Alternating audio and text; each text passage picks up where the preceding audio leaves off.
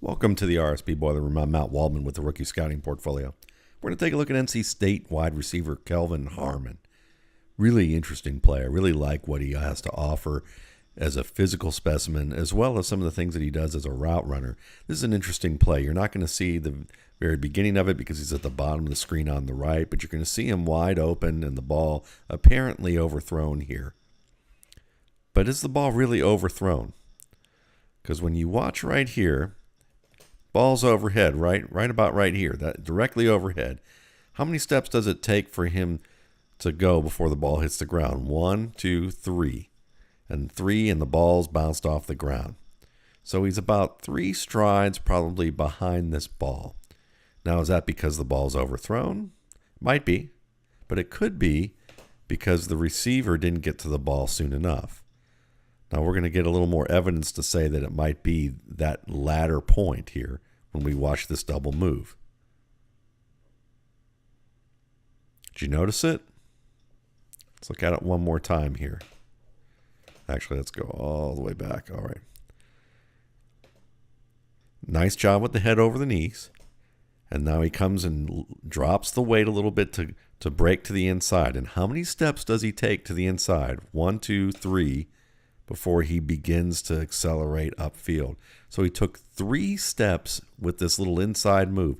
Very detailed double move. One of the most detailed double moves I've seen in quite a long time. And it forces Goodrich here to come screaming up to try and cut off this break. That's actually a double move. And certainly he gets a ton of separation here. But see how the ball's over his head about right here? You can even see kind of the spot of the shadow. And he's looking directly overhead. 1, 2, 3. Actually, I missed it by a step. Let's see if we can look at it one more time. Directly overhead about right here. 1, 2, 3. And the ball's about where his arms would extend if he hadn't taken those 3 steps inside. That's my estimation of that.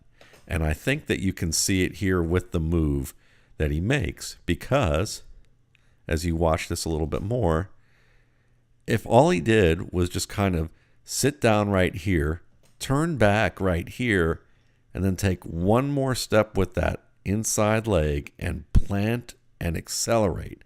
That was enough for him to get by because the defender would still have been moving right here as Harmon was already working downfield, and Harmon would have gotten plenty of separation off of that and didn't need any more, and it wouldn't have cost him those 3 steps to the ball. So why do I think that's an overthrow? Well, let's take a look ahead here. Or not an overthrow, but it's a play that was more on Harmon. Because watch Harmon here with this double move. He's going to take basically 2 little steps to gear down, to decelerate, look to the receiver, the quarterback, and then just continue going. Now, this is a different throw, mind you, but the quarterback on the first throw had to throw the ball to a spot more than and anticipate where the receiver was going to be. And the receiver took too much time with those 3 steps inside. This throw is a little bit more on a line, but still the receiver only takes really kind of a shuffle step to decelerate and then gets upfield. If he did that on the previous route, you probably would have seen him catch the ball. Of course, I really like the job that he does here in the, catching the ball, breaking some tackles, and then just showing good toughness on the play to be able to gain more yardage.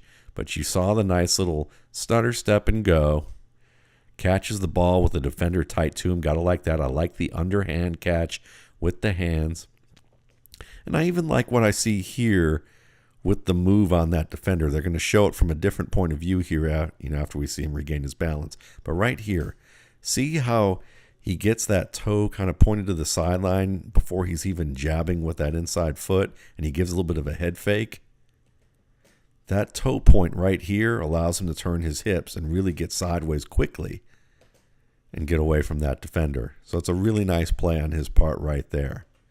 So I like some of the athletic ability that you see with him, in terms of being a big guy, but still show some flexibility in the hips to be able to generate space in the open field.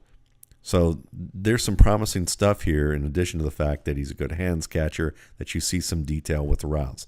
Now I want to see a little more detail because you can see here up at the top right in this twin right scheme, that he's going to run a route here where he does a good job breaking it down. Look at him drop the weight. His butt's kind of sitting in the chair there. And he gets the steps he needs to turn back. But right here, he just stops. He needs to come back to the ball because the defender's already in his hip pocket. The inside is going to come in here. And if he can run through that catch and still generate momentum, he can turn and get more yardage. But he waits and leaps for a ball that he didn't even need to leap for. So you want to see a little bit more detail coming out of his breaks. Accelerate back and keep those feet moving to come back to the ball instead of just stop, shield, leap, take a hit in the air, and then get driven backwards.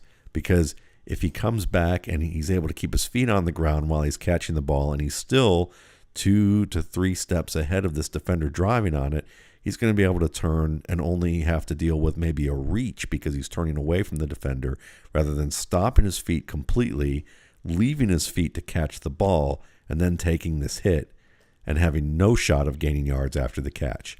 So we see some good physical skills, some good route detail with Kelvin Harmon. We just need to see a little bit higher end detail and maturity in terms of knowing when to show a great deal of detail and when not to. Thanks again for watching. For more RSP Boiler Room videos, you can check out my YouTube channel, Matt Waldman's RSP Film Room, and my site, www.mattwaldmanrsp.com.